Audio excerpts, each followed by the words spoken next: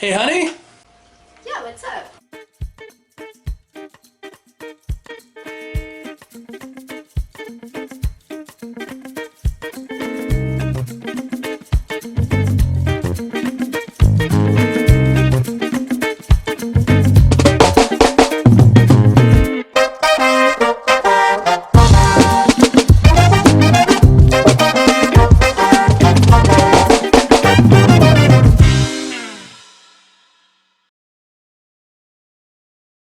Hey everybody, and welcome to another retro review show where we go through my copious amounts of role-playing books and other game books, one book at a time.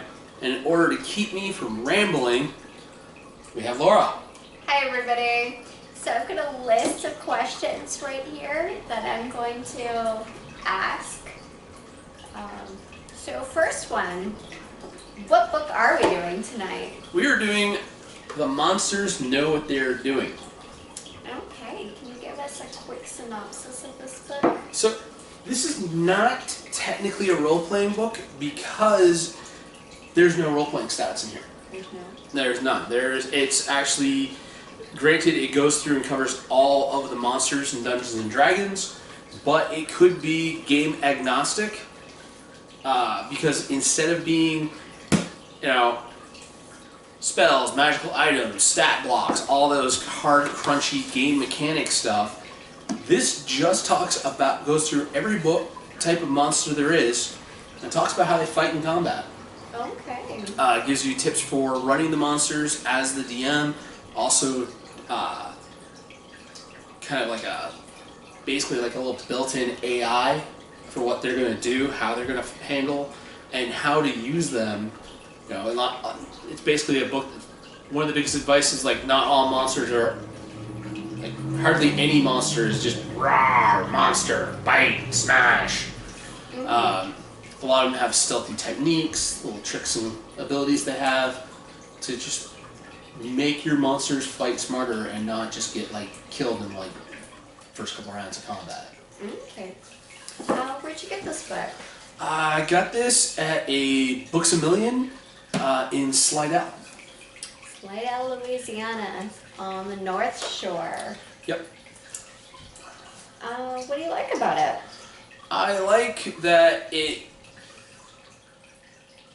reminded me a lot, the author, Keith Ammann, writes a blog that's kind of like the old Monster Ecology books, Monster Ecology articles from Dragon magazine, where it dives into just like, well, how does this monster live and interact, and what's the sociological aspect of the monster? And he dives into that with the tactics of the monsters, and I really like that crunchiness, that ability to dive in and be like, oh yeah, because their society is like this, they're going to do everything like this, and really start making you think and really get into being able to create a combat encounter that's designed to actually be like, oh no, this is believable, a lot more cinematic, a lot more flavorful.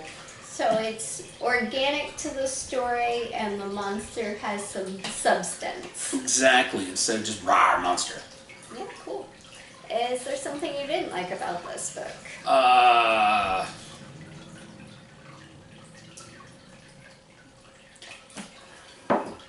I mean, it covers every single monster in the Dungeons and Dragons game quite thoroughly. So it's a bit of a thick one to put in your carry-on bag for airport travel. Yeah. Okay. And also just fitting into your gaming backpack.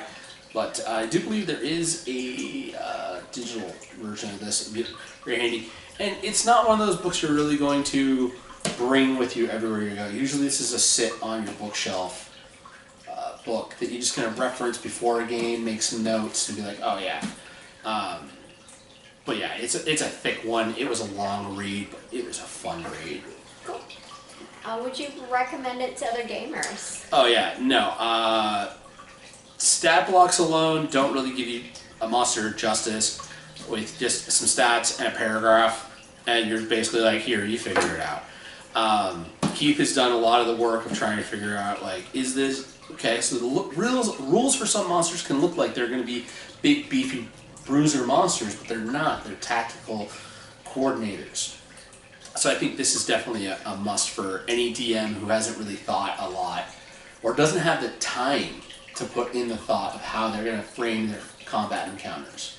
Okay. Or I guess just if you're looking for Inspiration and a new monster, or how to make the monster better, for lack of a better word. Yep. Cool. Are you planning to keep this one? Yeah, this is actually going to join my collection of books that are game adjacent. Not really, how to play the game, but by rules wise, but how to play the game and think more about how I play my games. So definitely going to keep this in the reference book library. Okay, sounds good. That's all the questions I got tonight. I think that's all the answers I got tonight. If people have enjoyed this episode, please like, share, subscribe, comment. All those things will let YouTube know we're doing a good job. And we'll see you next Thursday. Should we tell them the fun fact before Actually, we there's head out? 2 fun facts about this episode. This is the first episode that we've recorded in a year. Over a year. Over a year. Last time we sat down and recorded all the episodes that you've been watching these past couple weeks, that was during Mardi Gras of 2022. Yeah. So, and the second thing is, you probably actually notice I got the wedding ring on. We actually got married this summer, and so this is our first retro review as a married couple. I know I introduced Laura as my wife in a few of these, but I was kind of jumping the gun, saying, we'll air by the time that we're married. But now we officially are. Yeah, so, and I guess we'll see him next time. Guess so. And that's your turn to say goodnight, everybody. Okay, well then, good night, everybody. Peace.